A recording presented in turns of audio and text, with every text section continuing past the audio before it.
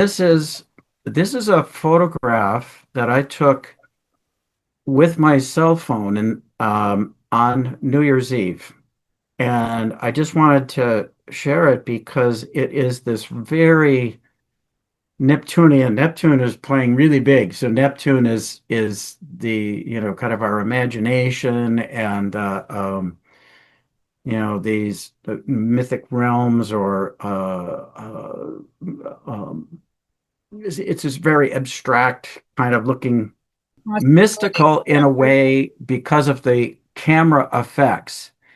So what you see here is what I was trying to capture was the moon, which is over here to the left, which you see is way overexposed. It was just a couple days before full, but very bright. And the idea of being able to see the Pleiades you know, was highly unlikely. But in the morning of the 31st, the moon was occulting it. It passed right over the Pleiades. But when I was taking this picture very close to midnight, you've got the moon doing in because of the effects of the camera, you're seeing all of this energy and a sort of gold light energy pouring out of it as if it's pouring out of it.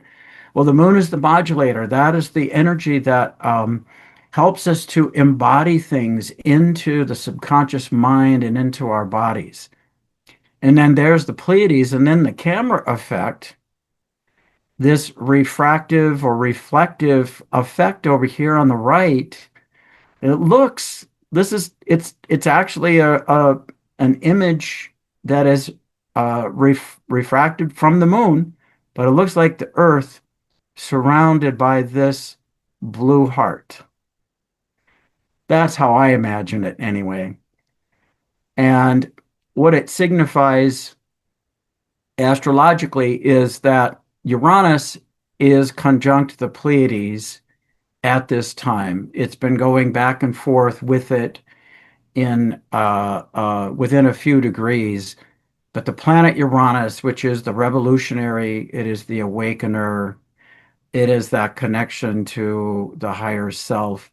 So I thought I would just start out with this notion that um, it kind of introduces the idea of the theme for the year, even though, the one could argue that the solar year begins with solstice. Culturally, we look at the Gregorian calendar in the beginning of 2026 was the moon conjunct to Pleiades, and it's an awakener, and it brings sudden and unexpected events, and it's bringing it into body. And when we have the Pleiades, that it brings wisdom. It has it. I mean, it's said to bring wisdom, the embodied wisdom, connection to the higher realms and our intuition. So those are some of the themes that, kind of introduce the year. So I just thought I'd introduce that because it's the idea, one of the strongest themes of this year is, it includes Neptune. That was a very Neptunian image because it's, something that's imaginary. It's beyond like the actual, what the image was. It's sort of created out of that nebulous energy.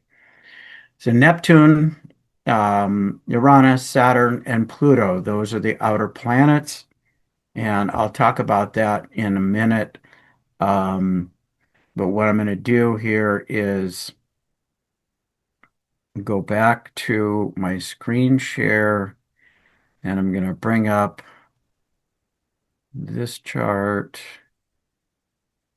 because I'm going to go ahead and use charts in as ways to explain this, and hopefully, I mean, the charts might be a mystery to a lot of you people. Some of you probably study astrology and may know these quite well, but I'm going to use my cursor and point to the symbols to talk about the how the energy is unfolding um, by using the chart. So hopefully that will become more clear. And at some point, I'm also going to ha ask Hope to, there's a really cool app that I have on my computer, but it's not letting me share. So she's got a version of it. It's not quite as complete as mine, but it'll do the job. And we'll take a look at that in a little bit too.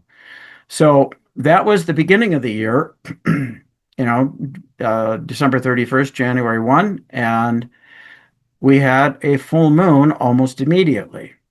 And so the full moon here at 13 Cancer and conjuncting or moving close to being with Jupiter. So the that full moon bringing to full awareness the energy that was set in motion at the time of the solstice.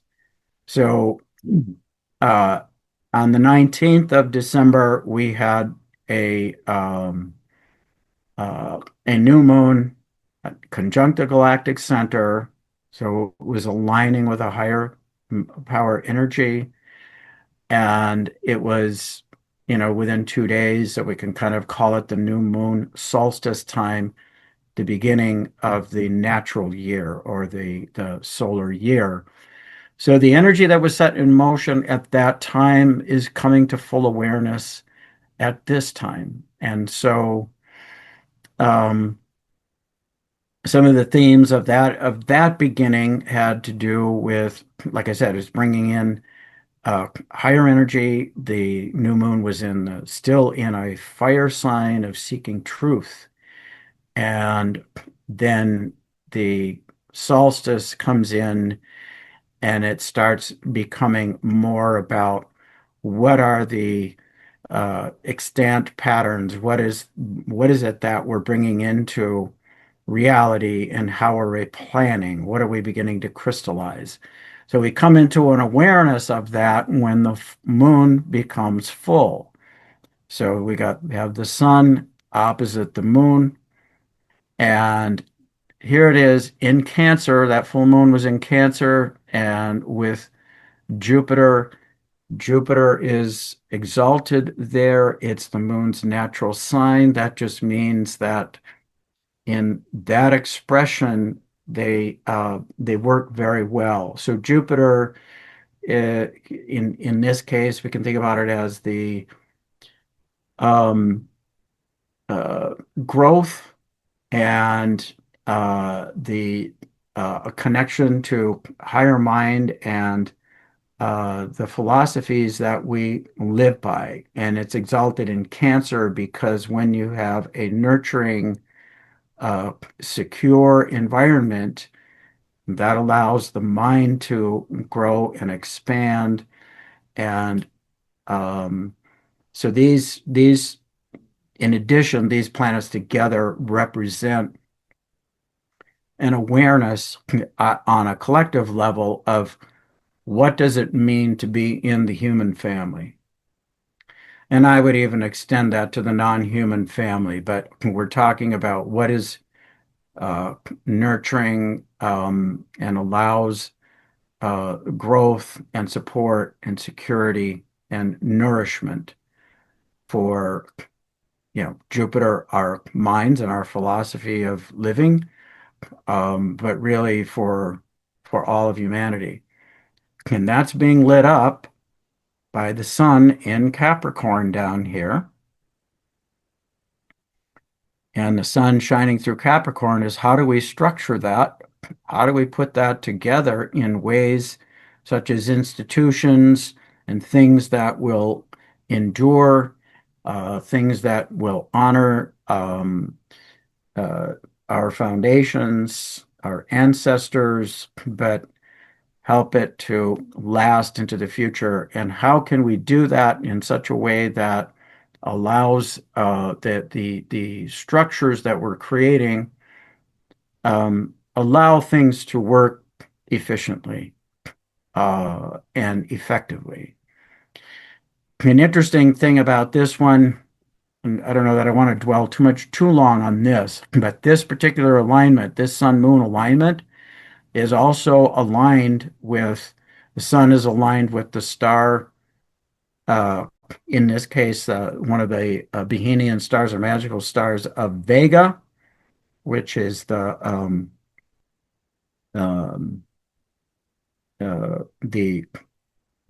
the the vulture, the transformation of death energy back into life energy. They're the golden purifiers.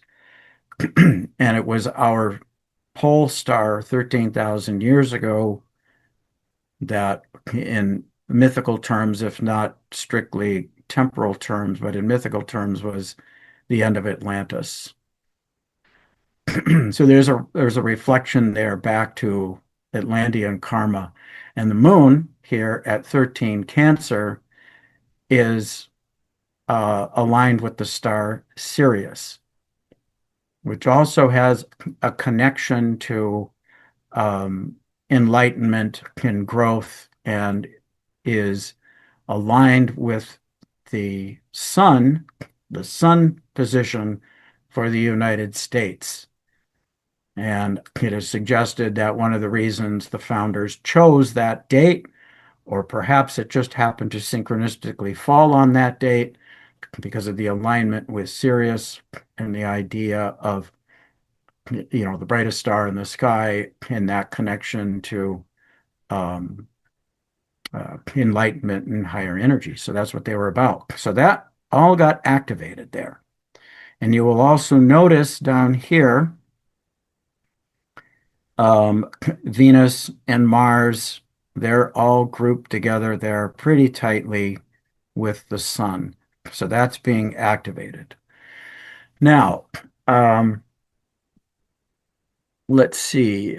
I don't know does this let me switch to another chart easily?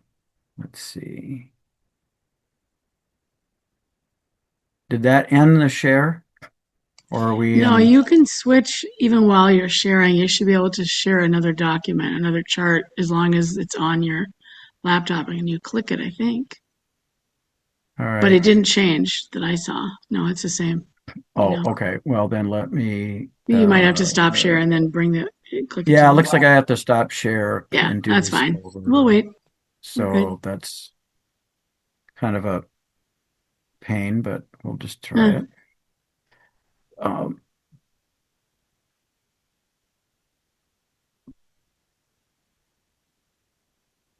um, well, I've already got this lined up, so I'm going to go ahead and do that. But I think this is where I wanted you, Hope, oh, to yeah. bring up that other app.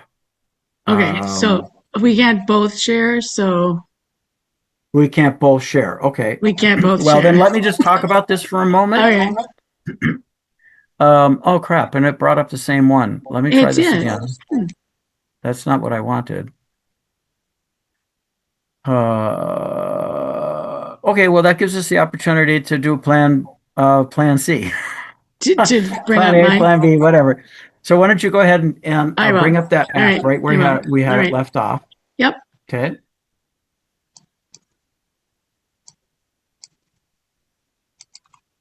There we go.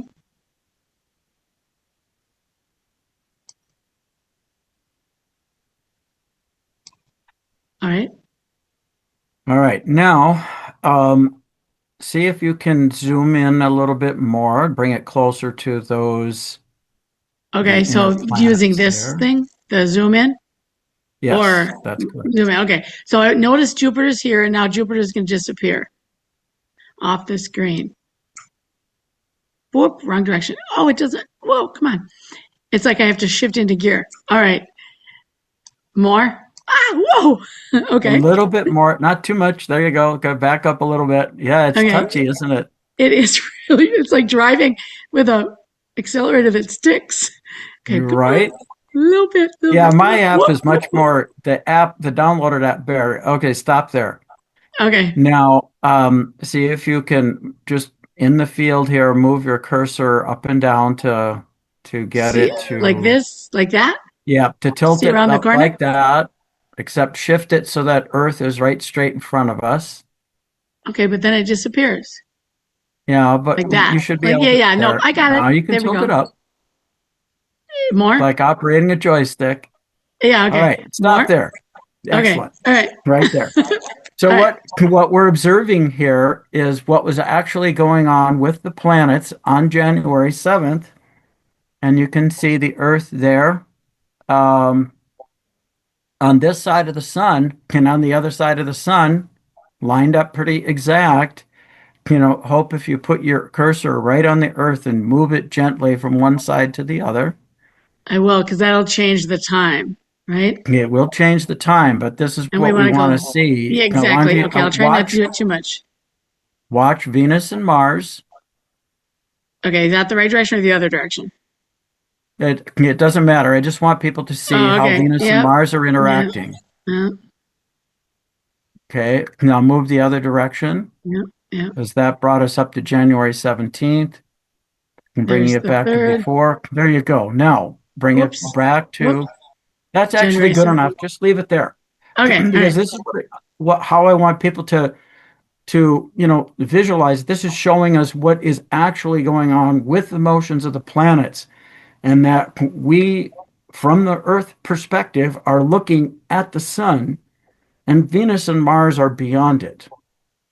So when they are conjunct in the sky, when those energies are together, all three of those energies are coming through to us, and it is shining through the sun. And what this represents, by the way, for those of you, I want to just interject this. For those of you who are astrologers, I'm going to try to keep it to simpler key words rather than the whole, like, well, it means this, this, this, this, and this. Just because I want to illustrate with a little bit more clarity what these archetypal energies represent.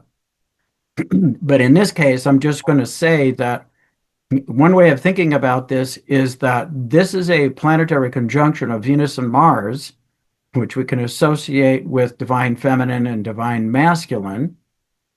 And that represents what we are wanting. Well, I'll wait on that one. But Venus and Mars are in the underworld because we can't see them. But they're in a kind of underworld that is bright light. It is the sun itself. And in some respects, the sun is a very energy of life that is within us. It is shining without, but we're not alive without the sun. It's shining within us. So in a sense, these two planetary archetypal energies are coming together inside of us and going through a transformational process with spirit, with our spirit individually, but with spirit like the great mystery on the collective scale. So they were dancing together for days, several days before and several days afterwards, and they're changing places now because since we moved it a little bit, and in fact, Hope, why don't you do that one more time and just move the Earth to the other direction? No, put your cursor right on the Earth. No, Oh, there you go. yeah. Right on the Earth. You're going to grab the planet And and get it move to it the to the 7th. right. Yeah, There. and keep moving it slowly up to the right. And you're going to notice as the days go up that from the perspective of the Earth, move it a little bit farther along. There you go. Now you can see that Venus is starting to emerge from behind the sun on one side, and Mars is going to begin to emerge from our perspective from the other side. So they're passing each other. They had the conjunction, and Mars is becoming a morning star, Venus is becoming an evening star. And they are both going to stay invisible. In other words, in the light of the sun, Venus until almost the third week of February, and Mars won't emerge until late in March. So now that I just wanted y'all to see that and notice how the planets, how the motions that are going on. Behind that, kind of hidden behind that is Mercury. Mercury got involved here on the new moon, which is let's see, you're up to well, you're almost up to today. That's cool. So you got 25th of January. So that's today. That's almost today, right? And so Mercury is still in that zone, and Pluto is out there beyond that. You see that? Yep. So they're Pluto's all combined up, and Pluto is about deep transformation. So we have on several levels the functions of Venus and Mars and Mercury and Pluto all being cooked through spirit, the sun, our life force, and how we're living it inside of us. It's deep transformational work that's going on with these inner planets and how we are empowering ourselves, Pluto. And as I said, I'm not going to try to give every little detail because obviously those are transpersonal, the Pluto's a transpersonal planet, but it does function within us. Okay, so um, why don't you end your share so that I can do a share? I'm going to try it this way because it won't let me do that. Okay, now we have this. This is January 7th. In the evening of January 7th, um, actually, originally I intended to show the time of the shooting um, of Renee Good because that happened that morning. And I meant to have that chart up. Let me see if I actually still have that. I'm going to go back. Um, I was trying to get all of these in there, but I don't, and that's okay. So we're just going to look at that one.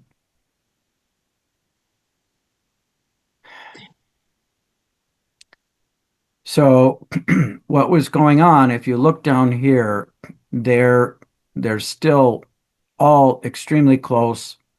Venus and Mars and the sun, they're all aligned. And the and you can see that they're opposite Jupiter. So remember how what I described Jupiter in Cancer about the philosophy of human family and when you have protection, Jupiter, when you have a philosophy of life. I mean, Jupiter relates to law as well, but I'm talking about the fundamental aspects. Do we have a philosophy of life of how to live together and what principles, what are our higher principles?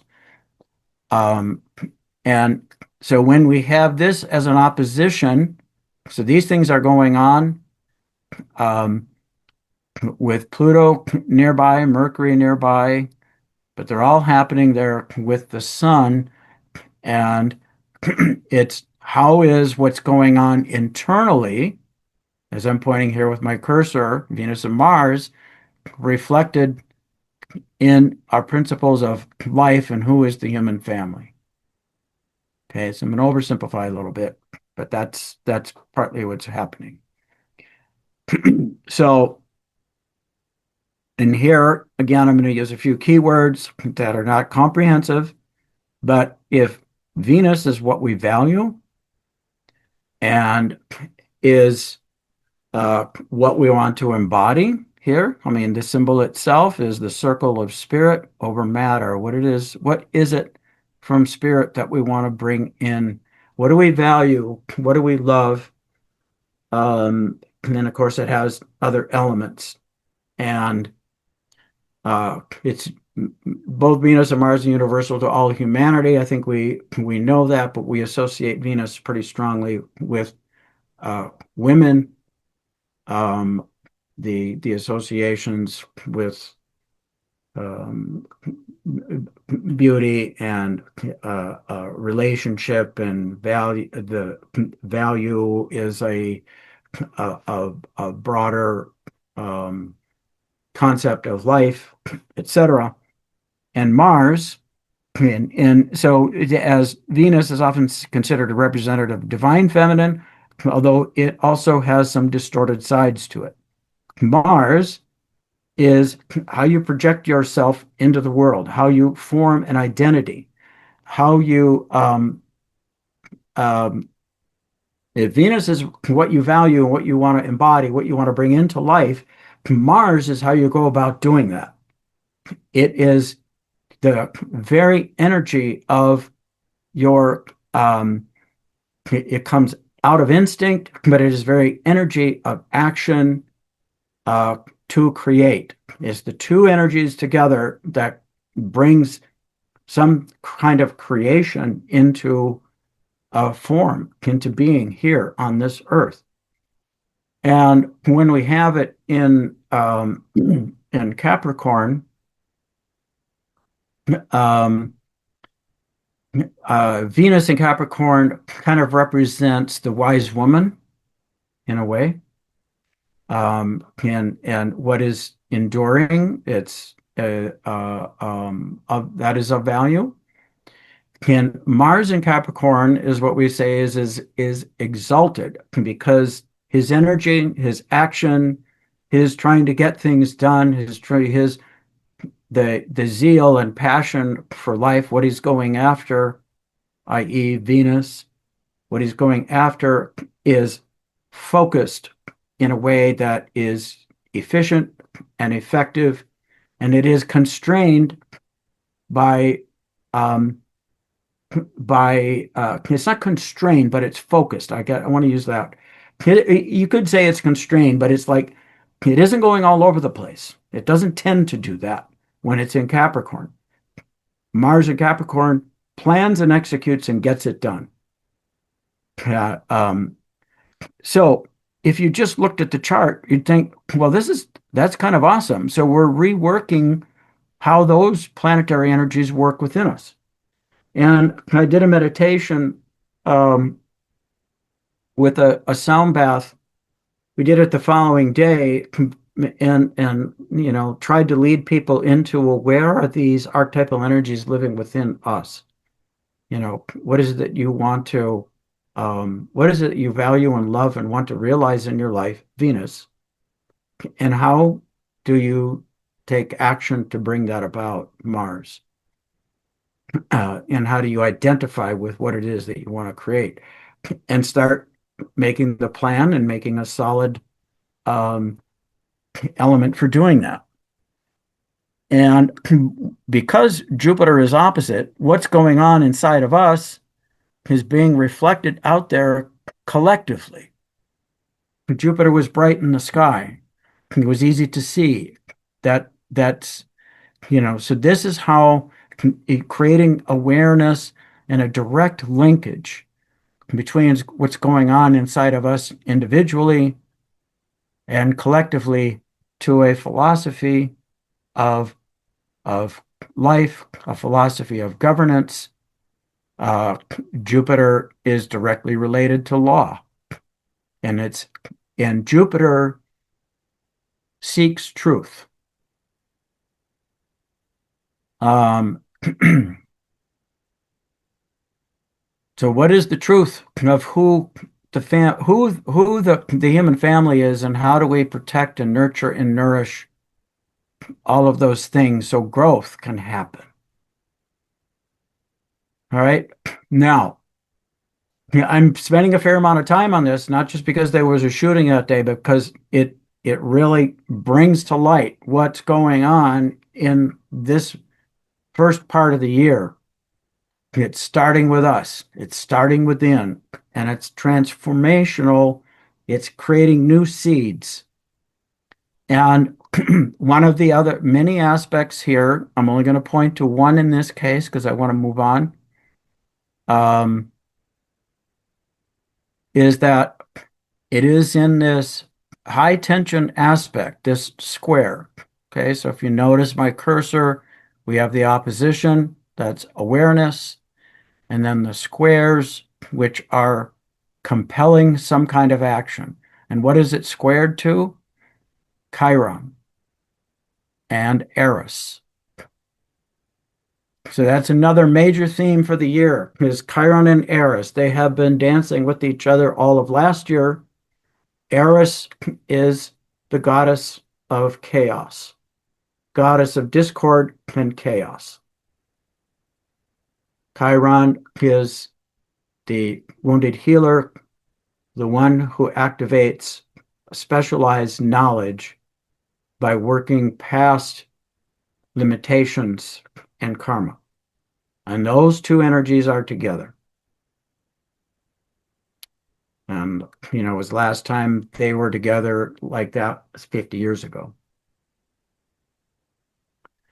So we have set up for us a conflict here that can, uh, in what is, Capricorn also represents old systems and old institutions, the things that are existing.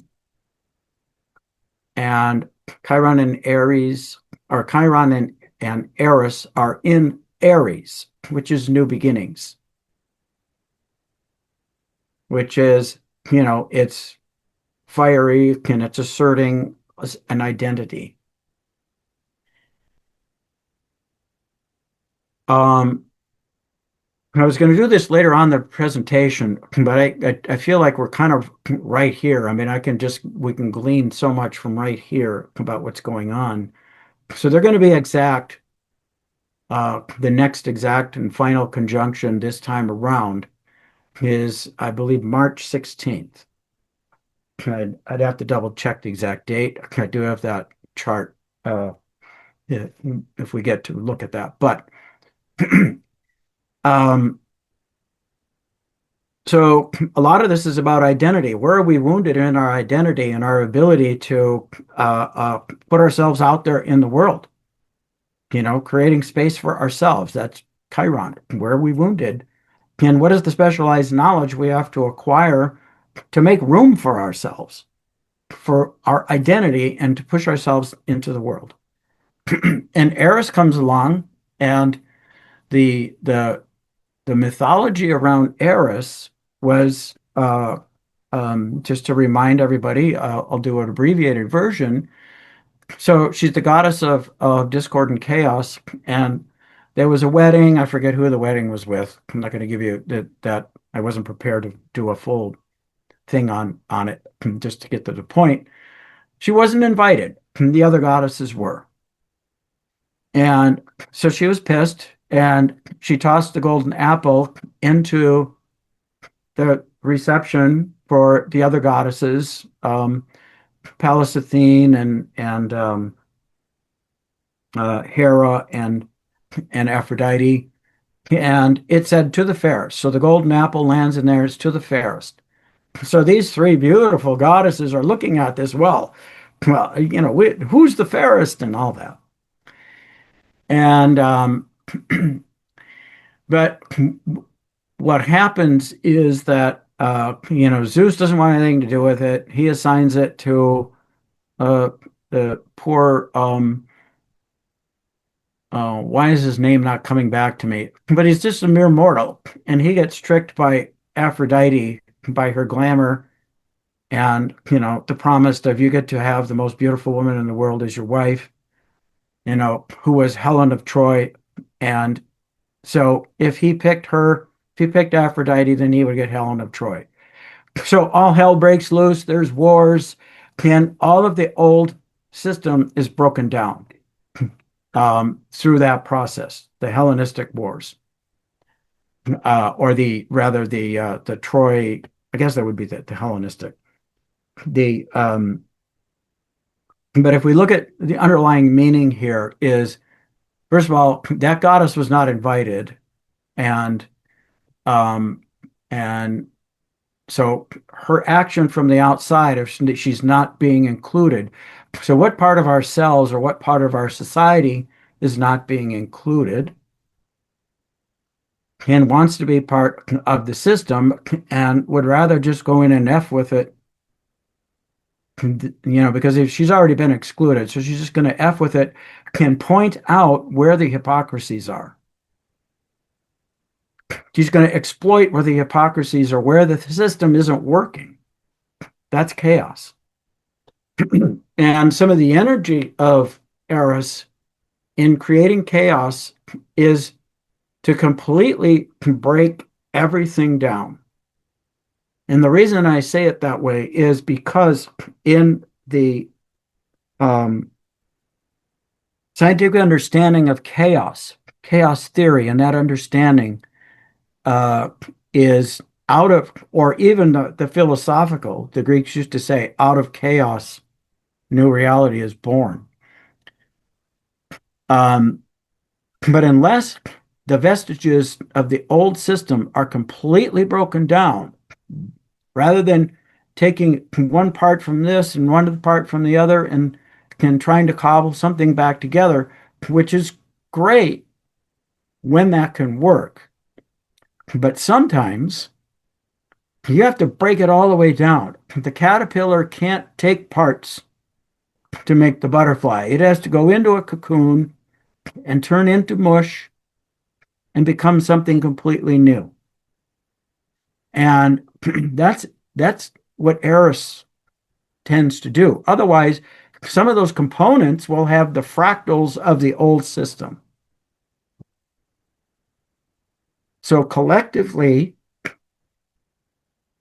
this is suggesting that that we're going to be going through a process. I don't know how complete the breakdown will be, but we can be examining where's the wounding where we're being denied an identity, and where are we not invited to the party, and where's that energy living within ourselves and within our society, and that are going to go in and break up, in this case, the patterns of how do Venus and Mars and the Sun, which is also about leadership and authority.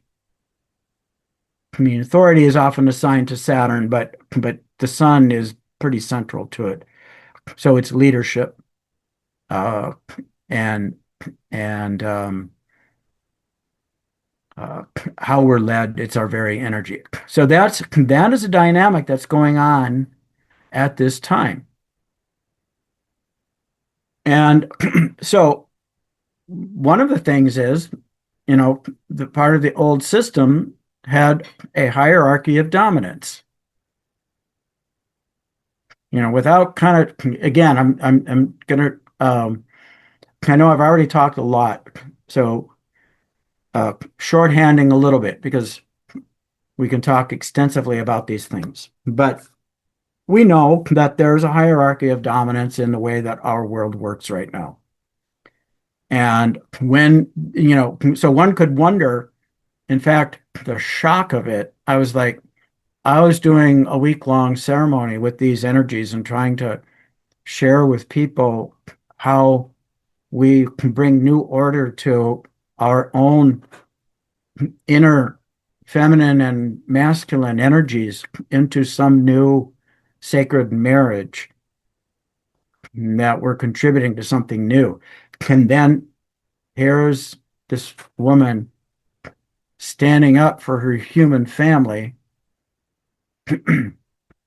and the person who is, or the energy that is supposed to be protecting us, Mars, gets pissed and turns around and kills her.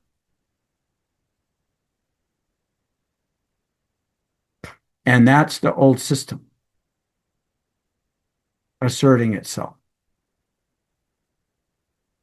A system of dominance, of control, through the use of fear and intimidation and force. Mars does represent force. You can apply it in a positive way or in selfish and lethal ways, or lethal ways. And so these energies here, the system of chaos, or this energy of chaos and wounding, is activating all of that. That's a little bit oversimplifying it to some degree because I could expand on that and rather than name this, this, and this.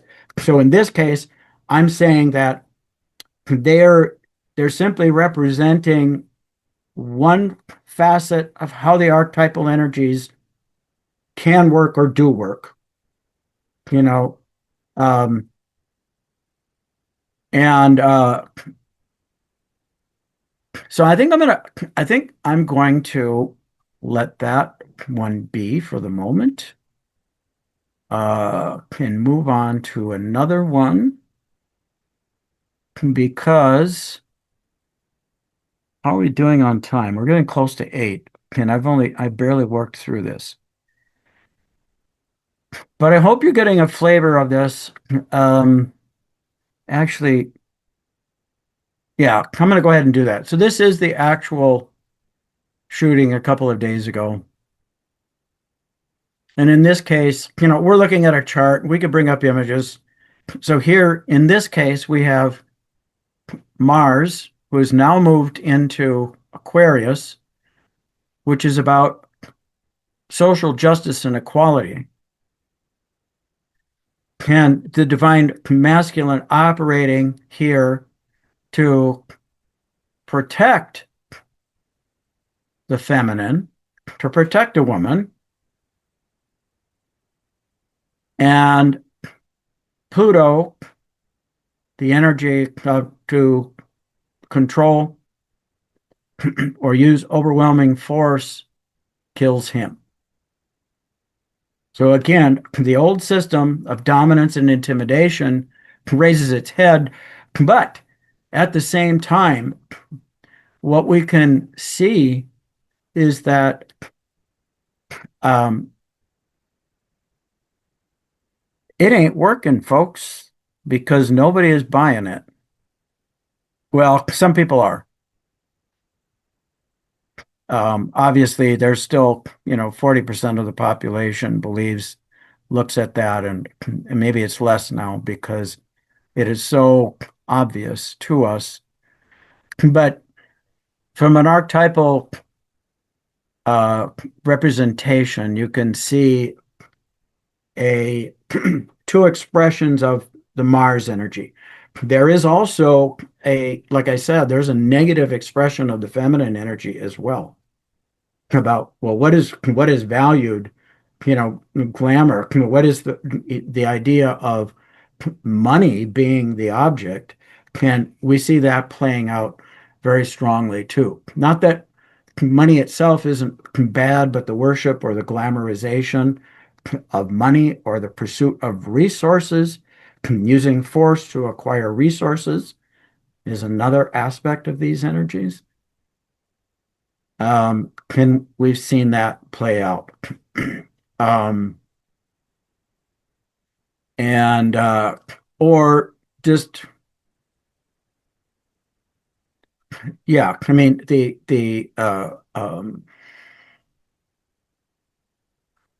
yeah, I think I'm going to leave it there because I could just go on and on about that because I want to go back to which chart do I want to show? One of these shows this outer planet configuration really well.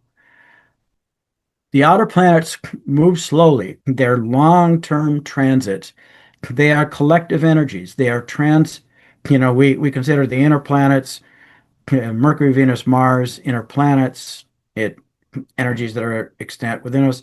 Social planets are Jupiter and Saturn, uh, um, higher principles in Jupiter, Saturn, how we establish it in our life. Those obviously have other connotations as well. Saturn's connected to karma, Jupiter to growth. But beyond that, they go beyond time and beyond form. So Uranus, the first planet out beyond that, exists in it. It can bring sudden and unexpected changes and shifts in the timeline. Uh, but it also is the awakener. It brings to our awareness the areas where we are not free and not authentic and compels us to move towards that. So sometimes Uranus transit can come along and it'll bring some sudden change, which might be a shock and a trauma in the beginning, but ultimately it's about awakening you and redirecting you or the collective towards um, more freedom, more equality, more authenticity, and individuality,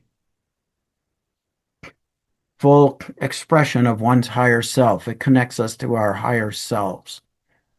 And it's also, I mean, there's the other thing it is technology. And we see how technology has allowed us to do that tremendously. The fact that we know the truth about what's going on because all those cell phones are out there recording it. And so that Uranian energy in that case is helping us make us all equal. We're not depending on a news source, we're depending on what the government tells us happened. We can see it for ourselves because individuals are acting to do that. And currently, it's still in um, Taurus, which is again a kind of a Venus function. Like what's real and what is life? What is beautiful? What is of value? And how do we create security? It is bringing technology in through those, those kinds of energies. Again, these things are going to, there's many, many layers to it. Because some have referred to it, well, Uranus and Taurus is going to be all about crypto and so on and so forth. And yes, it's true. We've seen a big surge in that. But what we can expect is a change in what it is that we value. And what we do as individuals contribute to what is happening on the collective level. So while technology is racing ahead of our own development, if you will, our capacity to handle all this in our nervous system, all the shifts and change, um, we can also look to it to where are we, individualizing what we value and how are we contributing to it. This is some of the importance of this. I want to keep bringing it back to that. These are big shifts and changes happening on a huge collective scale, and it's easy to feel like we can't do a damn thing, and that's not true because each one of us is contributing to it. And sometimes, like what I was showing you earlier, Venus and Mars conjunct the Sun opposite Jupiter, that was a huge seed point, a huge seed point. And it's still going on. So if you didn't do anything consciously with it, you can go back and do something consciously with it. But it's also about what already existed in you and what do you want to bring forward and what do you want to let go of, about how you might have, taken action, for example, in use of your Mars. This was the new moon just a little while ago on the 18th. And as I said, this helps us to see very clearly. We've got Mars and Mercury conjunct. That was pretty, also kind of intense. So these four are together. Venus, uh, and well, Venus is still there too. So anyway, they're all still together here, and they're forming up with this, if you follow my cursor, what we're calling a minor grand trine, because the outer planets, in this case, it's Pluto that we're looking at. See, these are all lined up here, but actually all of these are all stuck together. They're only a few degrees apart, 7 degrees from Saturn or from Mars to Pluto are just 7 degrees apart. And you got Vesta is in there too, but I'm not going to comment too much on that.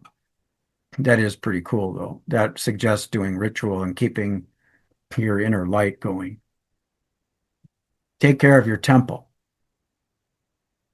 Pluto transform, take care of it. It's worth, I guess that was worth commenting on because that's really important for this whole next month. So this deep transformation and self-empowerment and how you're using your mind, what you value and attract into your life, and how you go about going after it and getting it. What plans will you be making? But this triangle is here. So Uranus trine Pluto. So you've got the revolutionary Uranus trining Pluto, the evolutionary, and that means they support each other. One mundane example of that in is well, and I'll also comment that Pluto is a broad spectrum of things as well. It's everything from a plutocracy, people, a lot of power being concentrated in a few individuals in order to control, but it is also collective empowerment. The only reason that that happens is because, like to use money for the example, people who have a lot of money is because we keep buying shit on Amazon. Sorry, that wasn't a that was I buy stuff on Amazon. It wasn't a editorial comment. It's just a comment. Where we put our money is contributing to this, but what's really going on is how it's structured, how it is structured, and our willingness to participate in that structure. Because obviously we get value from that. But the way it structures, it allows a few people to get a lot of power. So that's a plutocracy. But that power comes from us. So it's about collective empowerment, especially in Aquarius. Because when Pluto was in Aquarius last time, we had the American Revolution. We told the king with his plutocratic power, the king and the aristocracy, to F off, we're going to be our own nation. Can't control us. So what effectively is happening between these is that you can use technology, Uranus, that's just one keyword, to empower everybody, Pluto in Aquarius. But the reverse can also happen. Those who have all the power can use the technology to control us. Choices are ours, and it starts within. Now, that's one dynamic. And what's happening is right there at the midpoint, we have Neptune and Saturn. In this case, in January, still in Pisces. Although today, Neptune just hit zero Aries. And jumping ahead a little bit, they have been together really kind of all year, but they're going to be together exact on February 20th. And I'll comment on that in a little bit. But first of all, just know that these are together. So, and again, just a few keywords is, Saturn, what is the lived reality? And what do we solidify and bring into form? And Neptune, what do we imagine? What are our higher ideals? What do we want to pull from a vision or a dream and live in these ecstatic states? I can name a few other keywords. Some of them, have to do with compassion, universal love. Saturn is the structures in the world, institutions, and how we're putting our world together, etc. But if we just take it as if Neptune is acting on Saturn, Neptune dissolves the forms. And it can do that in many ways. It can do that, just one example. Neptune, through deception, can dissolve the form. Or Neptune, through universal love, can dissolve the form. Saturn also has to do with authority, because once we create a form, somebody has to operate that, at least how humanity is functioning now. So Neptune, and if you can use the technology to maintain power over, and you can use Neptune, deception and manipulation and deceit, or glamour to support that. And can you assert authority, Saturn, to do that? So Neptune on Saturn can dissolve it, and uh, and Saturn can use that in reverse. And I'm giving you um, less evolved examples here because Saturn, who has authority, has the existing structure, can use the expression of one narrative, one truth, one dream, or vision of things, and tell you that that's what's real. That's what the reality is. So we see that it's going on, and we saw that play out in the last 2 days, big time. We could all see with our own eyes what the lived reality was. And the authority came out and told us, don't believe your eyes. We're going to tell you what the truth is. And most of the world said BS. So that's one way that this works. But the other way is Neptune can, from a place of universal love and compassion, dissolve the structures and the forms that aren't supporting that. And the energy of Saturn on Neptune can bring a dream or a vision, say, of a new Earth, where we really truly do have quality, we have harmony with our environment. We have, obviously, I'm letting all my personal opinions come in here, but too bad. I'm the one you hired. So I'm not going to apologize for that. But I think most people, would agree that if we had a lived reality where there was, um, the beauty and support of universal love and compassion, that would be, the kind of thing we want to bring, the dream that we want to manifest. Neptune dream, Saturn manifests. So all of this energy is pointing to awaken to, I gave you kind of the brackets of possibilities, what's going on collectively. I also pointed out that what still exists in the old system is a system that is a hierarchy of domination.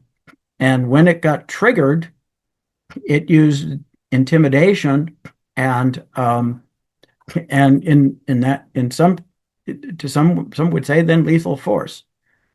It's using control and force to maintain. um, and the other is showing how do we protect life? How do we protect what's of value? How do we pursue that? And we're seeing in Minneapolis uh, that the human family, on Saturday turned out 50, not Saturday, on Friday, the day before, 50,000 strong in 10 below weather to show that we won't accept, brutality, fear, and intimidation. That's not okay. So that's Pluto power and using, the principles of freedom and showing people what, not that everybody probably agrees as to what the dream or the vision should be, Neptune, that we want to bring into reality, but we sure as hell said what we don't want. And this this pattern is the key pattern for the entire year, in a sense. Saturn will be moving on from it, but these outer planets are there. So Neptune is the realm of all possibilities. So what are you dreaming from? What are you drawing from the realm of all possibilities? And in this case, it really strongly emphasized what you focus on, or, how does the saying go?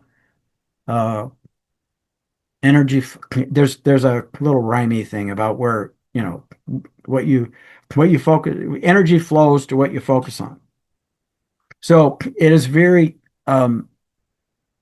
critical in particular in the next few weeks, to be very aware of what kind of a reality are we dreaming, uh, to what kind of a what do we want to dream into our reality? um, so I'm going to switch to the next chart. Um,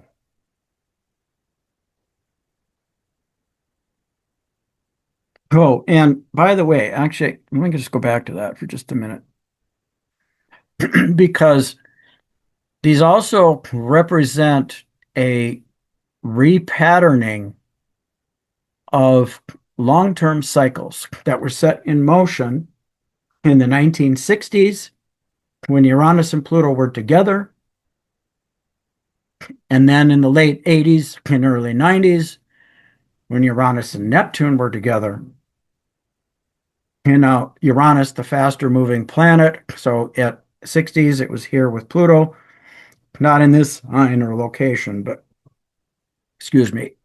And then in the 90s, it came to Neptune. So, you know, there were all these possibilities created for, you know, the sharing of spirituality or the bringing in of all kinds of new possibilities for imagery, that the technology that we are now using, uh, you know, presumably it was born way before then, but that's when it really started to get, the internet really kind of began in Uranus, Neptune, and the possibilities of sharing more widely principles of spirituality and individuality being shared with everybody through these technological advances.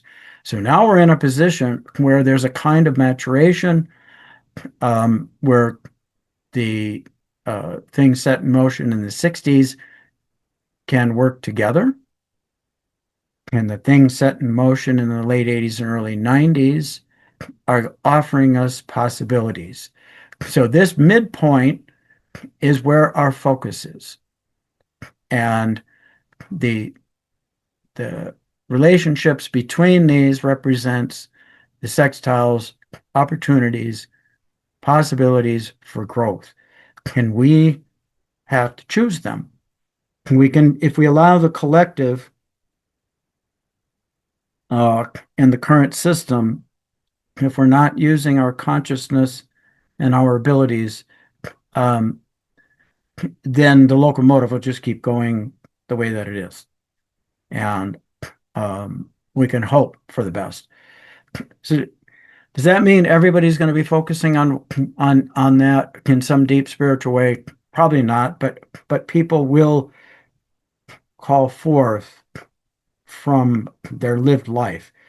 You know, 50,000 people showing up in bitter cold was an expression of that.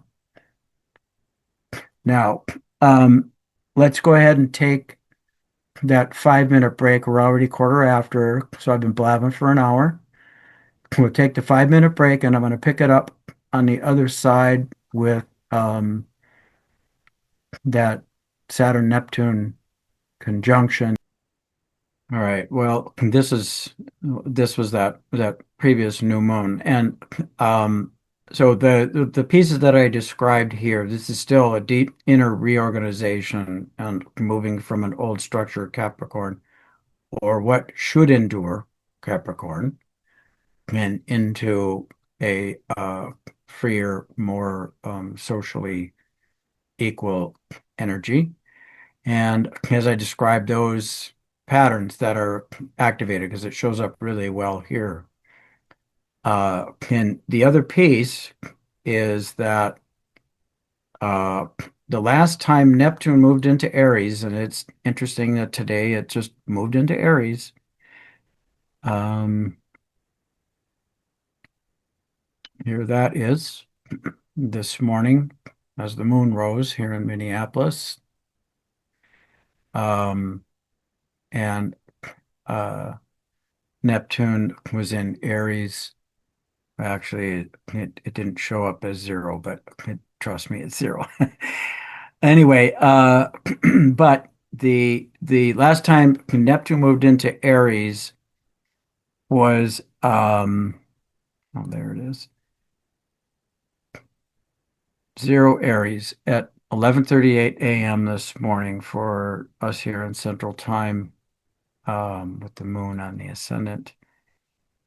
And um, let's go ahead and look at this one. And so this is the exact conjunction in February. But before I talk about that specifically, the Neptune moved into Aries 165 years ago, and um, some of the energy of Neptune and Aries is, well, what do we believe? Neptune, what do you have faith in? What do you believe? And Aries, that you identify with and are willing to um, uh, fight for, so to speak. What is it? How is it that you're going to push the identity of what you believe into the world? And so we had the Civil War because there were certain factions, obviously, that believed in a hierarchy of humanity and that it was okay for uh, some of that humanity to be enslaved to the hierarchy, and others who said no. And so in the United States of America, that was the Civil War. Um, I'm not predicting that that will happen exactly, but certainly the positions of what people believe in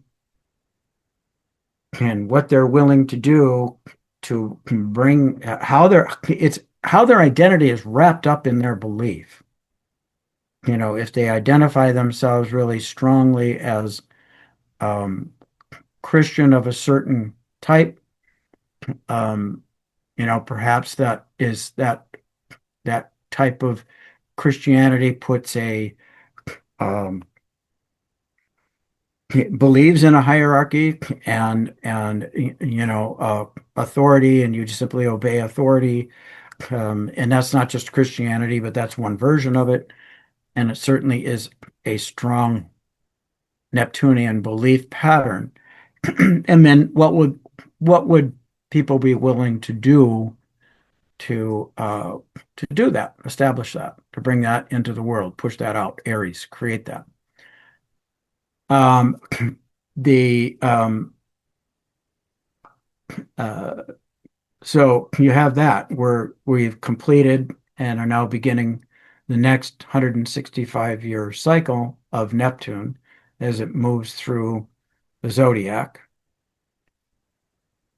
beginning in Aries. And in that ingress chart, we had oh, that popped it back to a different one. Sorry. Why did it do that? Anyway, this is that one again. Saturn Neptune. And it's the last time Saturn and Neptune were together, that happens more frequently, but that was about 36 years ago, 37 years ago, between 36 and 38 years ago, the end of the 80s, beginning of the 90s. And isn't it interesting that the two people shot were born in 1990? And that was the last time Saturn and Neptune were together. In terms of world events, at that point in time, so there was lots of things going on, but in terms of world events, it was the end of the Soviet Union. And the Berlin Wall came down and so on and so forth. So Neptune dissolved old structures, old patterns in that case. And something new, Saturn worked operating on Neptune, which was supposed to establish um, a geopolitical system based on the Western model, which was capitalism, but also the UN and so on. And so we're seeing those things being cycled now again. Um, uh, and to extend that, the last time, so Neptune entered entered Aries 165 years ago. Well, the last time Saturn and Neptune were conjunct in the beginning of Aries, the very beginning of Aries was 6,000 and something, well over 6,000 years ago. And so what it signifies this, so that is a highly potent point, the equinox, both equinoxes, they in it, but especially this one, it symbolizes the beginning of like a whole new era. So Neptune, the realm of all possibilities, Saturn, what are we going to bring into form in our lived reality at the very beginning of Aries? So this is big. This is something we haven't experienced for lifetimes, thousands of years rather. And why I want to emphasize that as we move into this new era, each one of these big outer planets, Pluto, Uranus, with these two, Saturn, Neptune, at the focal point. So what are you going to imagine and dream into our reality, and how are you going to take it? Because it does work the other way. How will the lived reality affect what we believe and what we imagine? I gave the example of where the authority figures were trying to tell you that your eyes were lying to you, for example. They were trying to give you a completely different narrative of what really happened 2 days ago. But there were the visuals, Neptune, that showed us what really happened, Saturn. So we could believe it for ourselves. Choose to believe what we wanted to based on what we believed. I think that's maybe the bigger message here. Trying to decide what is truth is in large part based on this beliefs, and what structure you give your faith to. So this is, you know, once in a lifetime, once in many lifetimes, once in an epoch, 6,000 years. One of the reasons many people are suggesting that this is, because a yuga is, I forget the exact number, but it's 5,200 years. Um, so it doesn't exactly line up, but um, with that system of understanding or belief, but we don't need it. It's 6,000 years ago, and a kind of how a domination type of society began at that time. Not everywhere on the planet, for sure, but it was pretty strong in lots of places. There were the rise and fall of civilizations based on top-down control and domination. You know, fewer that were egalitarian and cooperative, but those also occurred. And so you see that the moon is also quite close to that. You see that Venus is now far enough away that it is beginning to emerge. We say that once it's 10 degrees away from the sun, it should be visible. And so, what the seeds that were planted in the beginning of this year, when they were conjunct, we'll begin to see. I mean, we're literally seeing it, but it'll begin to start to be revealed. Like, how is that going to start to take form? What do we value? What do we love? How do we relate to each other? Meanwhile, Mars, even though it's 10 degrees away from the sun, also is not visible yet because it's farther out, it's dimmer, and it's a morning star, rises before the sun does. Uh, so how we are going to take action is is still kind of forming. They're still sort of working together. How is the spirit within us taking action? So, I mean, those are just some a little bit of nuances about what's going on. And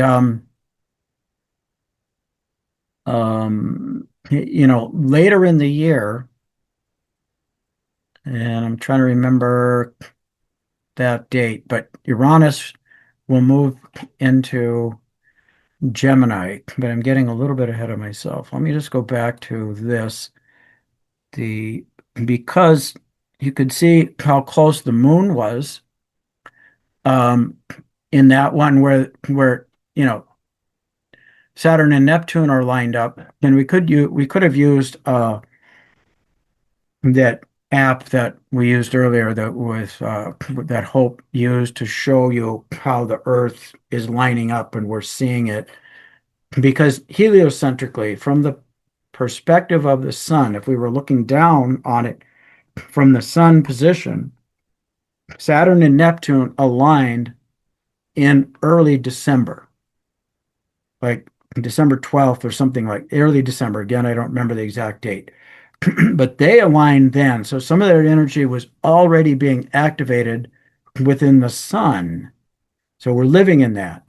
And so the Earth is going to catch up to that on February 20th. So visually and experientially, it's happening in the third week of February.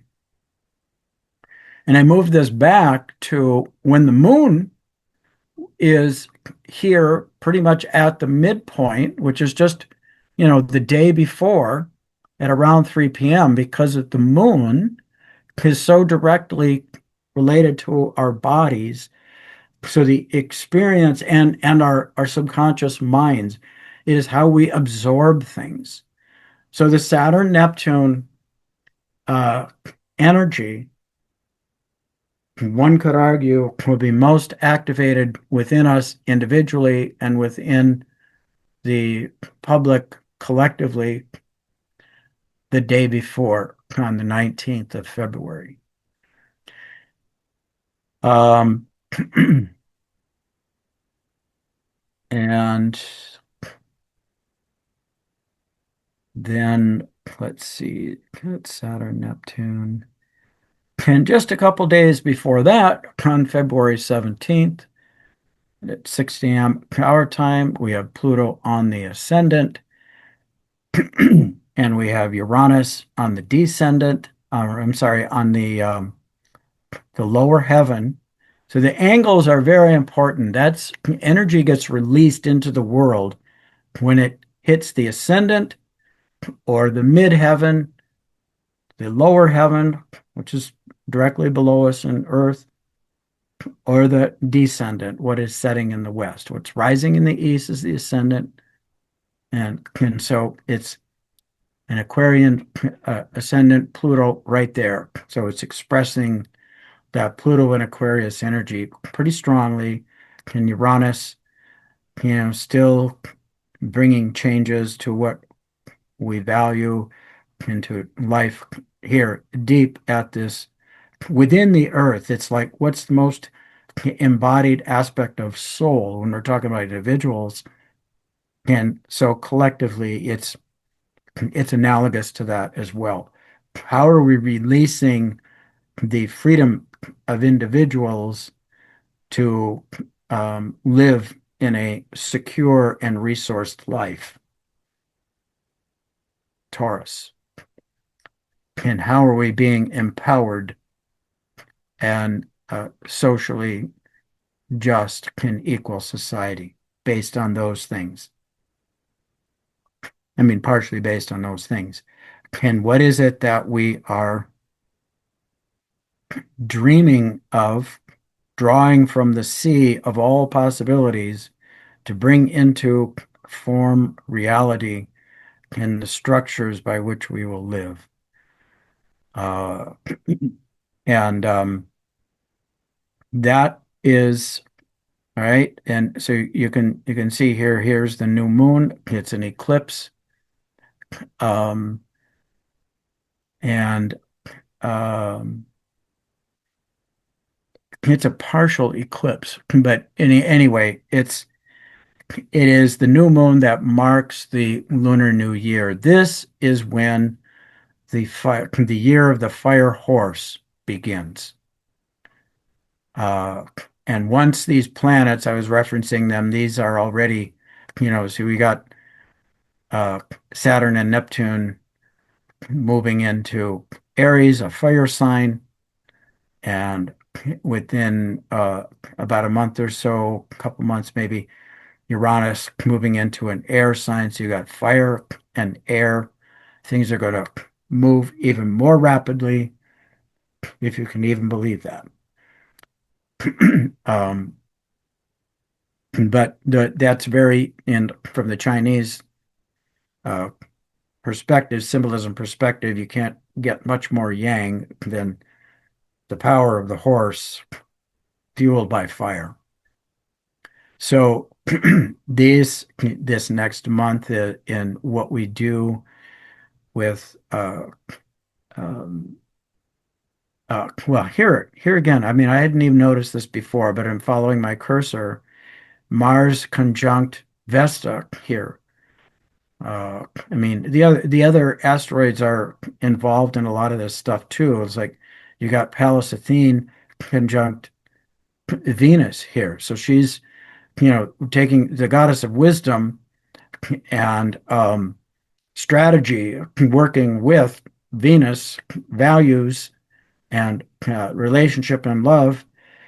Uh, they're working together, and Mars is working with ritual to keep the inner flame going, taking care of the temple. So those are really strong aspects as well. Um, and that's all conjunct the North Node, how important it is to be moving in that direction. And you got Ceres down here, the great mother energy, very related to the earth and the cycles and seasons, moving in to alignment with Chiron, the wounded healer, and Eris, the goddess of discord and chaos. Uh, Pretty powerful stuff. And, again, Jupiter is being supported in that as well. Jupiter is all of this bundle of energy is being, not all of it, but certainly some parts of this. These are, in terms of the philosophy of life, or there's who all is part of the human family to be valued, etc.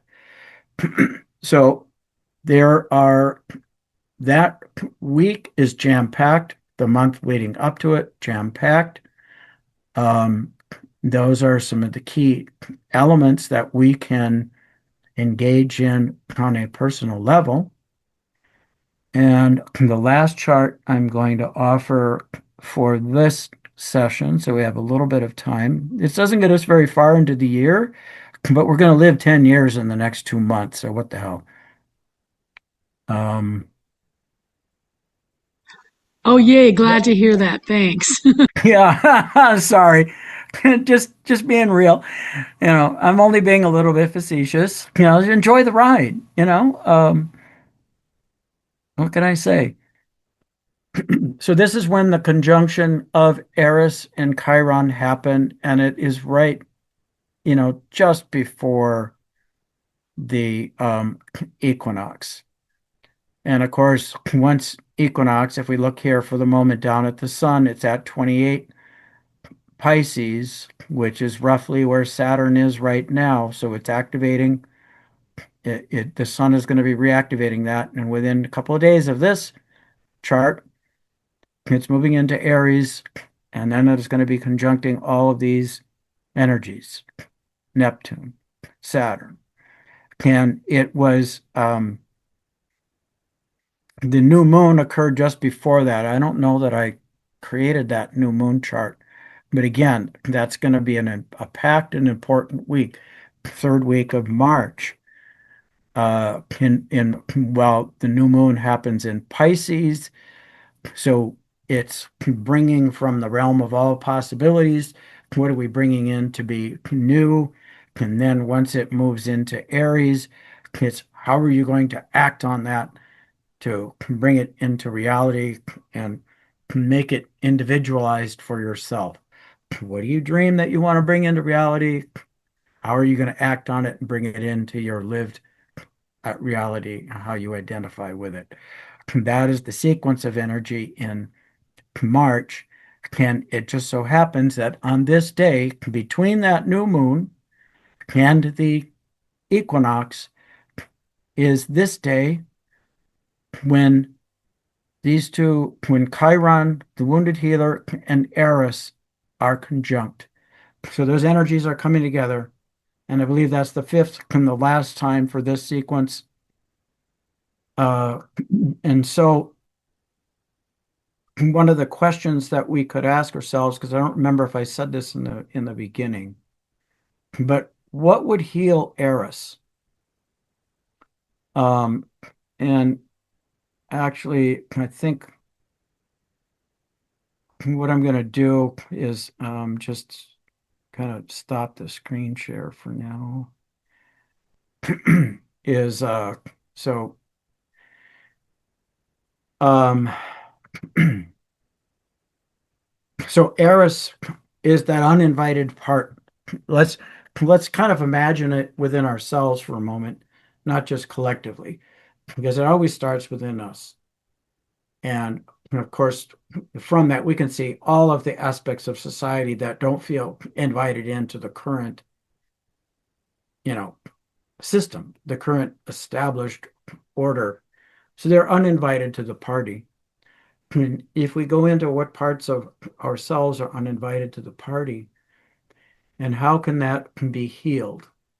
Well, one way, I would invite you to contemplate that as a, if you'd like to, you know, revisit that question numerous times. How can you bring the specialized knowledge that comes from your unique identity, Chiron in Aries? Specialized knowledge from your unique identity, um, and how you're acting on that in the world, and how can you bring it uh, into some kind of action, in this case, a healing action to the Eris part, the part that still lives in discord or chaos within you. And again, there's many aspects to that, as I mentioned earlier. Out of chaos, the the new can be born. But chaos while we're living into it is it's flipping chaos. It's not comfortable at all. We don't know where we stand, what our form is, etc. So if we think about the myth, what was it that Eris was after? She wanted to be included.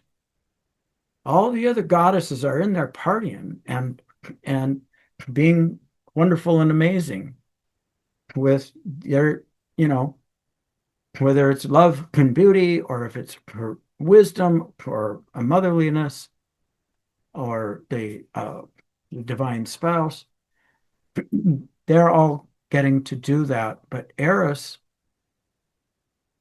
wanted to be part of that. So one way of thought, like I said, I wanted to encourage you to think about it in multiple ways. But one thing is to recognize that Eris needed the external validation. She needed the other goddesses to validate her to have her identity.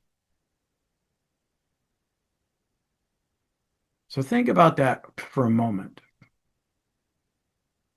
One of the things that could heal the need for the external validation for our identity is to have a strong enough inner identity of who we are. That we no longer need that external validation. Imagine if we can do that within ourselves. And now that is being fed into the collective energy. And isn't, for those of us who are on the movement towards consciousness, and the movement towards wholeness and healing to be able to have a strength of an inner identity. Now, I'm I'm not going to be one to say that shouldn't matter what other people think and believe. In principle, that's true, but we are social beings. And so it's not so much what they think and believe that it can tear down our identity is the key here, but being able to have our identity and existing in that uh, in the broader world and find our community there because we do need community. But again, the principle is can we go back to having a strength of an identity so that it no longer feels chaotic to us? And we can do that. The opportunity is by taking specialized knowledge, by working through our sacred wounding. What is the sacred wounding that has propelled you to develop the inner authority and strength to be your own unique self? And can you bring it to that part of you that feels uninvited and chaotic? And that can help shift things on a large scale. So, with that, we are in, there's all of this that is going on right now, the traumas, how we support each other through the traumas are all part of that. Each shock, each traumatic shock is an opportunity to shift the timeline. In Minneapolis was art for us here in Minnesota, perfect example of that. We get a shock and our response is more community, more connection, more love. Maybe not perfect, but we're going to peacefully protest. And now we could probably even be doing better because with some of that, I don't know, I'm making other commentary that's not important. I'll finish the statement though, which is that, I mean, from the standpoint of compassion and the 50,000-foot view, those guys may be out there doing the wrong thing for the wrong reason, but they're also human beings. Let's expand the notion, that what we're being called to do is all of humanity, everyone is part of the human family. And so the belief systems that are driving them what can we bring to it? So is name calling supportive? Not really. And it's the natural response to get angry, to get enraged, and um, but what we do with it after that is vitally important. I read a Facebook post by the son of a friend of mine who decided to go do that very thing and went up and talked to one of the young men, one of the ICE agents after the killing of Alex. And just, said, well, and he was 18 years old, young guy. Why are you doing this? Or why are you participating? Why did you do this? And his response could be mind-boggling to some of us. It certainly is to me. His response was because I'm a Christian. And that is very hard to understand, but it's information. To him, his faith tells him that he should serve in this way. And again, we're extrapolating because we're not having a long conversation with this guy. He's doing it because he's a Christian. And what exactly does that mean? And that's part of a belief system, a powerful belief system. Lots of people in our country, if not the world, but particularly our country, that tells them something. So what we do from a Neptune point of view, to have compassion, to just allowance to be, and try to understand and to communicate in ways that are not confrontational, um, or creating the us and them, and begin to bring uh, a different coherence to the chaos that we're experiencing. Not an easy task.